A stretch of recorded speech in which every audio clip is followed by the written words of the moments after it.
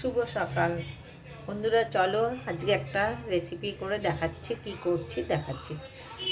প্রথমে দেখো গুছিয়ে নিয়েছি, কেটে নিয়েছি ফুলকপি, আলু। আর এই তরকারিটা করার জন্য আমি কিছুটা ছাঁকা গ্যাস ধরিয়ে দিয়েছি। এবার সর্ষে তেল দিয়ে দিচ্ছি।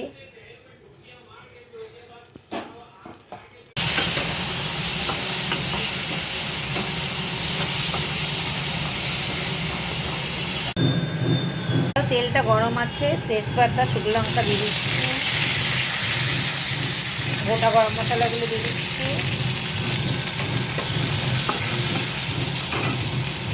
এবার আমি ফুলকপিটা ভেজে নেব।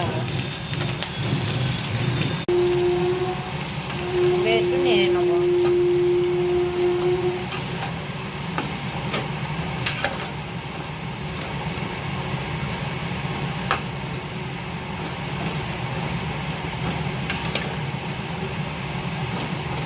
এবার একটু ঢেকে দিচ্ছি।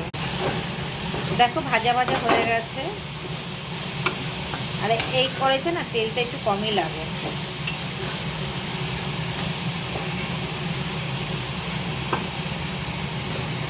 এবার দিয়ে দেবো এই মশলাগুলো সবকটা একসাথে। দেখো ভালো করে একটু নেড়ে নিয়েছি।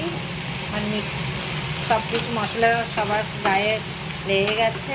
আলু, ফুলকপি। আঁচটা একটু কমিয়ে দিচ্ছে। নামানোর একটু আগে দেখো এর ভিতর আলুটা রাখা ছিল, সেই জন্য তেল জলটা দিয়ে দিয়েছি। এবার জলটা দিয়ে দিচ্ছি।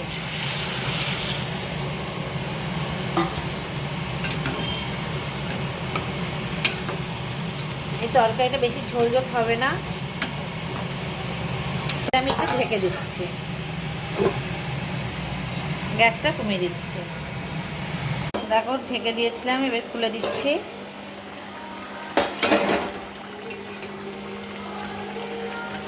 দেখো বেশি ঝোল নেই। এই একটু চিনি দিয়ে দিচ্ছি।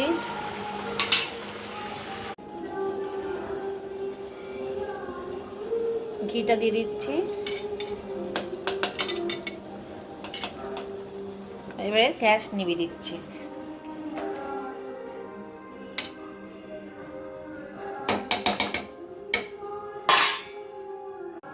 আমার ফুলকপির তরকারি রেডি। কেমন হয়েছে কমেন্ট করে বলো। সবাই ভালো থেকো, টাটা।